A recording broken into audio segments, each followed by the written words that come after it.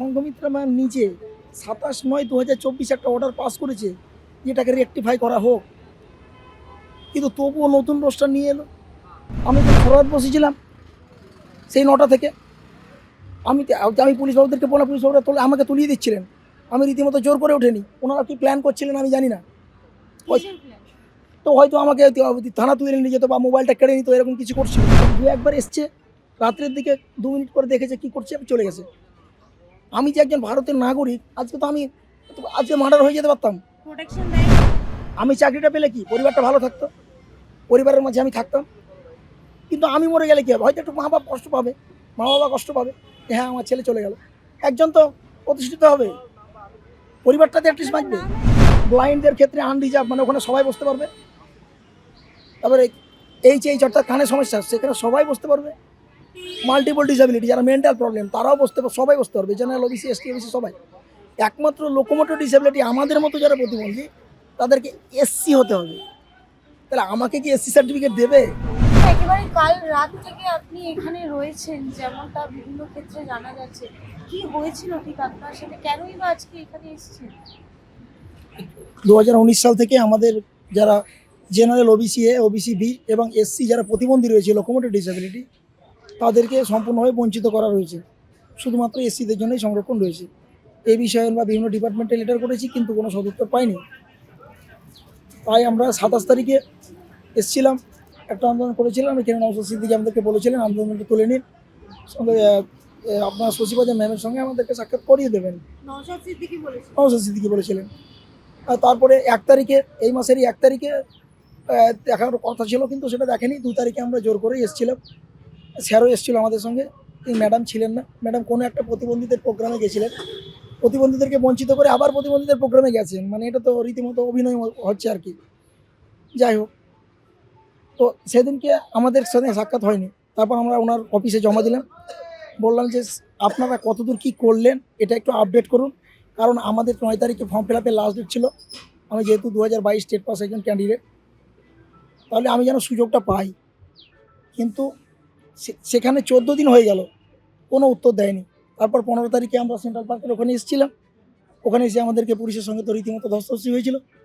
শেষ পর্যন্ত আমরা পুলিশের কাছে হার স্বীকার করে বললাম যে স্যার তাহলে আমাকে একটু সংঘমিত্রা ম্যাম আর এই সমাজ কল্যাণ দপ্তরের মন্ত্রী শশী পাজের সঙ্গে আমাকে একটু সাক্ষাৎ করিয়ে দেন, তাহলে আমরা বিষয়টা ভালোভাবে তুলে ধরতে পারবো, যেন সরাসরি মুখ্যমন্ত্রীর কাছে বিষয়টা পৌঁছে যায়। কিন্তু ওনার ক্যাবিনেট মিনিস্টার, তো সেখানে কোনো আপডেটই পেলাম না। তারপর স্যারদেরকে বললাম যে তাহলে আমাকে ব্যবস্থা করে দিন। গতকালকে বললো যে হ্যাঁ করে দেবো। আমি এখানে 9টা থেকে বসে আছি, সকাল 9টা থেকে বসে আছি। এবারে প্রায় 1:30টার সময়, প্রায় 2:30-3টের দিকে আমাকে ওই ভিআইপি লিফটের ওখানে নিয়ে গেল। মানে আমি যে ভারতের নাগরিক মনে হচ্ছে না আমার।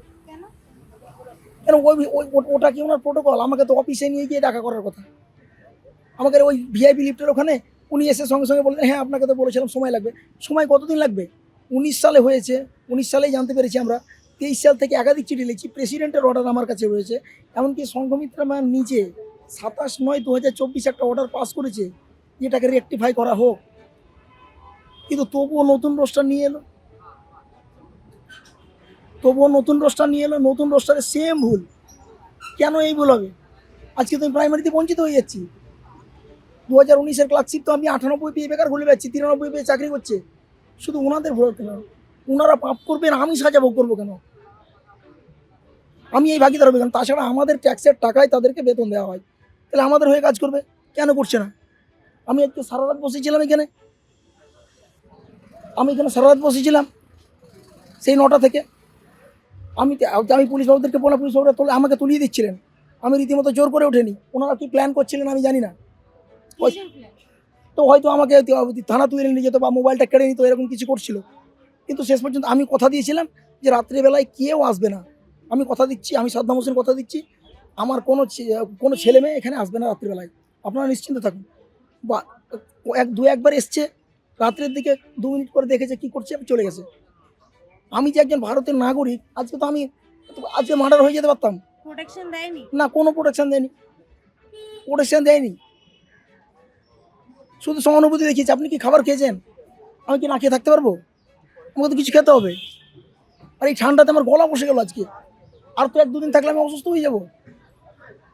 আজকে আমার ইন্টারভিউয়ের জন্য প্রিপারেশন করার কথা, আমি কেন রাস্তায় পড়ে থাকবো ম্যাডাম? এটা তো ঠিক নয়। শশীবাজা ম্যাম দেখা করেননি? শশীবাজা ম্যাম দেখা করেননি। আমি আজকেও বলেছি যে আপনারা সাক্ষাৎ করার ব্যবস্থাটা করে দিন, জানি না ওনারা কী করছে।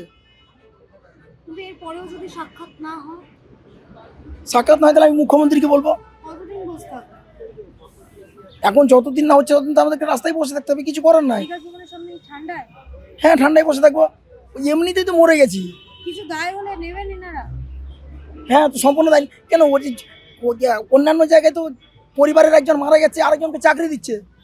আমি মরে গেলে আমার বাড়ির একজন চাকরি পাবে, এই তো ব্যাপার। হ্যাঁ, তাদের একটু কষ্ট হবে। আমি চাকরিটা পেলে কি পরিবারটা ভালো থাকতো, পরিবারের মাঝে আমি থাকতাম। কিন্তু আমি মরে গেলে কি হবে? হয়তো একটু মা বাবা কষ্ট পাবে, মা বাবা কষ্ট পাবে যে হ্যাঁ আমার ছেলে চলে গেল। একজন তো প্রতিষ্ঠিত হবে, পরিবারটাতে অ্যাটলিস্ট বাঁচবে। নাম এসছে তালিকায়, নতুন যে পরীক্ষা হয়েছে সেই তালিকায়? না, আমাদের যেটা প্রাইমারিতে যেটা আমি ইন্টারভিউ দেবো 2022 সালে টেট পাস করেছি। এবারে যখন আমি ইন্টারভিউ দেবো, যখন ভ্যাকান্সি লিস্ট এসছে, তখন ব্লাইন্ডদের ক্ষেত্রে আনরিজার্ভ, মানে ওখানে সবাই বসতে পারবে। তারপরে এইচ অর্থাৎ কানে সমস্যা, সেখানে সবাই বসতে পারবে।